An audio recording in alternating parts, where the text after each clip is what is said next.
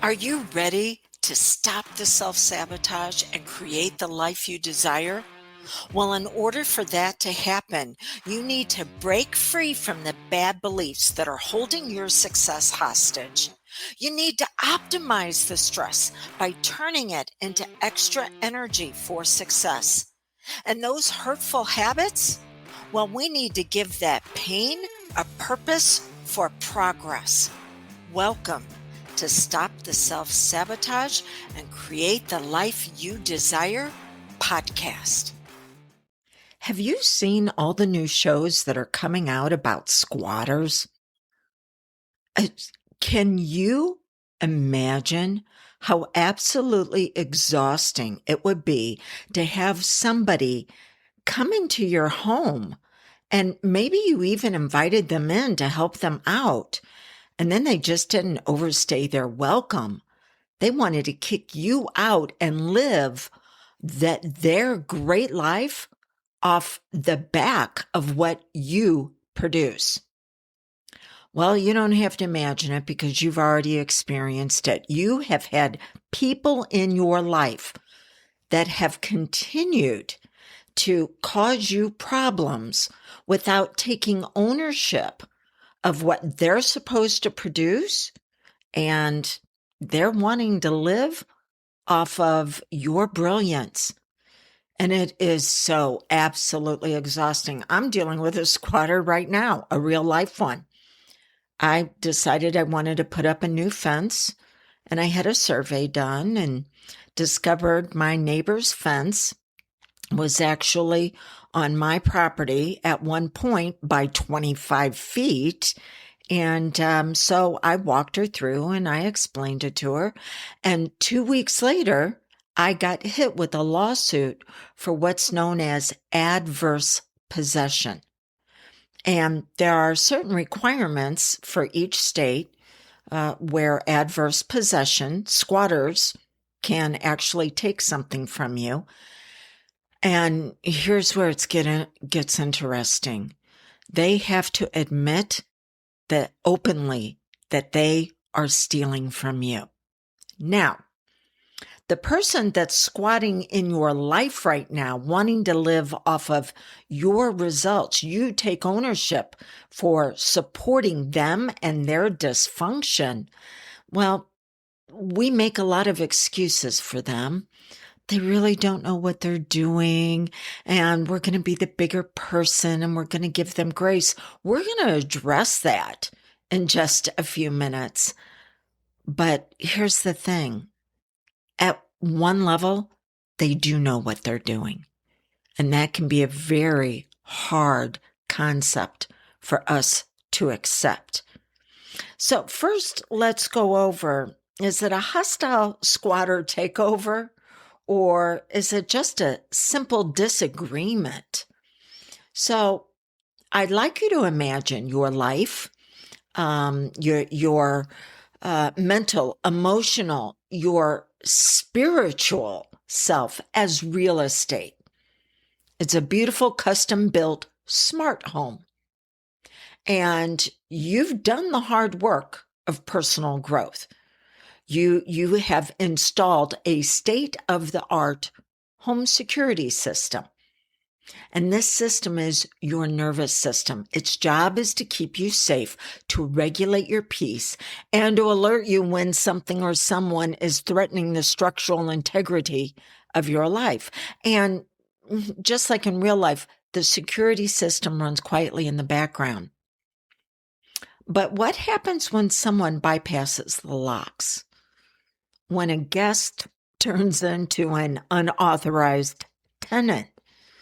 We're going to look at the threshold where healthy human friction stops being a simple disagreement and becomes a hostile takeover. We're going to look at the body test, the strategy of the relational squatter, and how to read your own internal alarms before your system crashes. So, toxic behavior thrives in confusion. There is a massive difference between a healthy conflict and what's known as relational encroachment. Healthy conflict's normal. Two people standing in a room disagreeing on the paint color, but both agree that they can respect the house. In a healthy conflict, both parties maintain their core identities. You can say, I see things differently. And the other person goes, I don't agree, but I hear you. So the foundation does not shake. And everything we do because we have values in place. A lot of times we're not even aware of those values. And so I can value the truth, and I can value the fact that not everybody sees truth the way I do. But for someone to have a hostile squatter takeover, remember, they need to know that they are taking what does not belong to them. Adverse possession says that they're admitting that their value is stealing.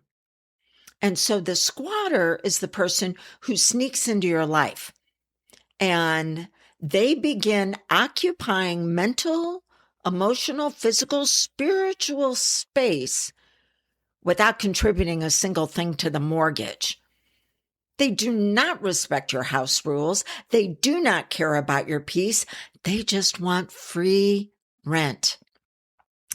And when a squatter looks for a house to occupy, they look for specific open doors. And there are 3 personality traits that make your home easy to breach. Remember, we're talking about the real estate, mental, emotional, physical, spiritual. And so see if you recognize these traits in your own wiring. And I want you to know they will take the best parts of you and weaponize it against you. So there's the over-functioner. You were taught to be the fixer as well as the achiever, and you will hold it all together for everyone else. So the squatter looks for that particular code on the alarm system to say, okay, what can you hold together for me? And you don't even realize how exhausted and completely overwhelmed you are by the sheer weight of carrying everything and carrying everyone, because it's been normalized until the system breaks down. So that's the overfunctioner. But then we have the overperformer. So you excel at making life easier for others, but you do it at the expense of your own truth. You have accepted the lie that they keep sharing because, if you hear something often enough, then you begin to, again, normalize it. So you have accepted what they've said and not at your own truth. So when you overperform to make life easier for others, you get stuck in permanent survival mode. Anxiety, exhaustion, repeat. So we have exhaustion and overwhelm with the overfunctioner. We have exhaustion and anxiety for overperforming because, if you're not doing it for someone else, that's when the overwhelming nervousness kicks in. And then the third one is the over-compensator. And this is when you were taught that you have to earn love. You have to earn safety by solving other people's problems. And you're good at it. So life just keeps feeding you more problems to solve. And your own dreams are starving in the background. So overfunctioner, exhausted and overwhelmed. Over-performer, exhaustion and anxiety. Over-compensator. There is a laundry list of problems for you to solve, and you're starving because those results never get you where you want to be. So when a squatter encounters one of these three traits, they have found a house where the security codes for the alarm system can be bypassed. And so they'll do it through a slow creep. And this is when your nervous system, your home security system comes in. There's something known as the body test. So in healthy conflict, your body feels safe to disagree. Your baseline remains grounded. But when a squatter is trying to force you into compliance, your home security system goes into full alert panic. Before your logical brain can figure out that you're being manipulated, your body already knows. Maybe your stomach tightens up, or your heart rate spikes, or your breathing gets shallow. You feel a sudden heavy sense of dread. And you continue to ruminate about what could happen. This isn't just stress. This is your internal alarm system screaming that an intruder is trying to breach the perimeter. And this is where the challenge can come in of you doing self-improvement and self-help and trying to make your life better. And because what you'll do is you will look at yourself and go, what's wrong with me? Why is this happening? I will tell you, not 90%, not 95, not 99.9, 100% of the time, for the women I work with, the very first thing they do is they make it personal and they make it about them and they say, where am I screwing up? And I'm like, let's break the back of lack in your life right now. Let's start looking at what's going on in your life and who's in it and go, what are they doing? So why do they do this? Why can't they just disagree with you and move on? Because the squatter has a very specific mission. They want you to support them. And they have a psychological urge to force you into that conformity. They know on some level that their behaviors are destructive, messy, bad, dysfunctional. But if they can get into your house, rearrange your furniture, and force you to say and accept that's what they needed in order to navigate the room, well, they're using the best parts of your brilliance to make it okay. Well, just for a little bit, because it's what they needed. And you're quite sure that they want to bring themselves out at their very best and they just need some assistance. When in reality, it's validating their bad choices. If they can make you chaotic, they don't have to feel guilty about their own chaos. They capitalize on your trait as a problem solver, a performer, a fixer, feeding you their chaos until your system builds and builds and builds with it. And you will do one of two things. You will either explode or implode. And then they point at you and they go, see, you're the problem. Instead of looking at the behaviors that led to your alarm system frying out. And then they get to change the security codes so they control the locks. And this is when we have to look at boundaries and rules. Boundaries are about you. They bless you. Rules are about others. They restrict them. When you overperform, overfunction, you will continue to allow them to keep doing it instead of looking at the economy of the relationship. Because every relationship that you have that is more than just a casual acquaintance, there will be a relationship bank account. And so that bank account has a credit rating. A credit rating of an A says that both people continue to make deposits into the account.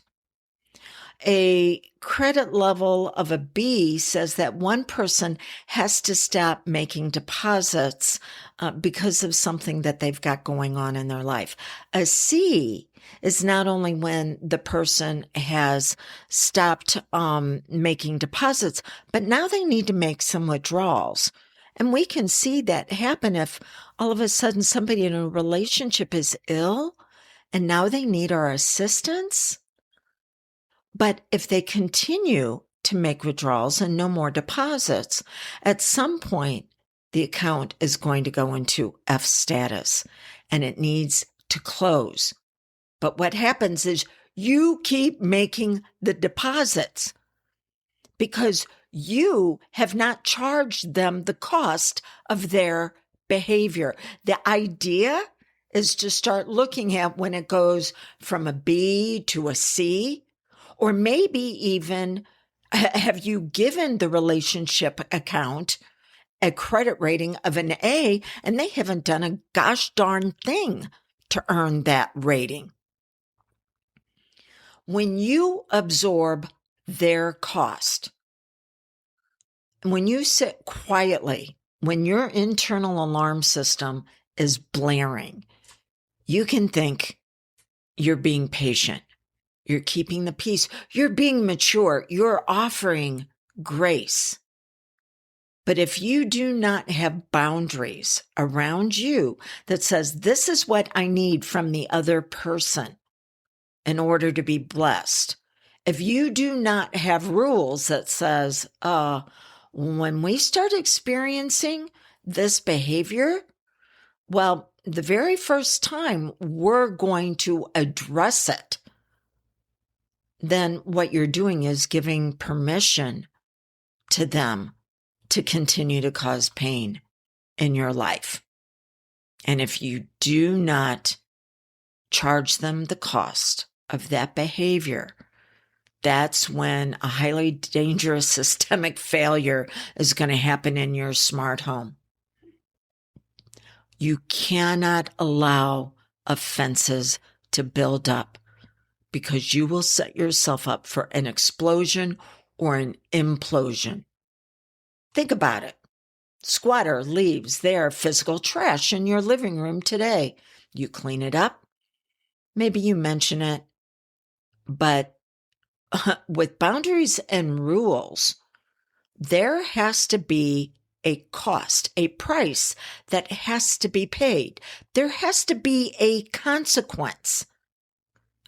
You give them grace and you keep going. And then let's say they track mud down your emotional hallway. Not, you're like, okay, they're just needing some assistance. And then the next day they start, well, maybe causing you to doubt your values because of their bad behavior, because they start making your responses more the reactions that are the problem instead of taking ownership. Your internal security system is going to get louder and louder. A lot of very smart women go, I'm not responding to the moment. It's all the pain in my past that is now projecting itself onto my present. Well, maybe the pain of your past is going, we recognize these patterns and we're getting ready to short out. We're getting ready to blow up. And as soon as you do, it is used against you. They will completely ignore the mountains of bad behavior that they stacked up. And they're going to go, you're the problem.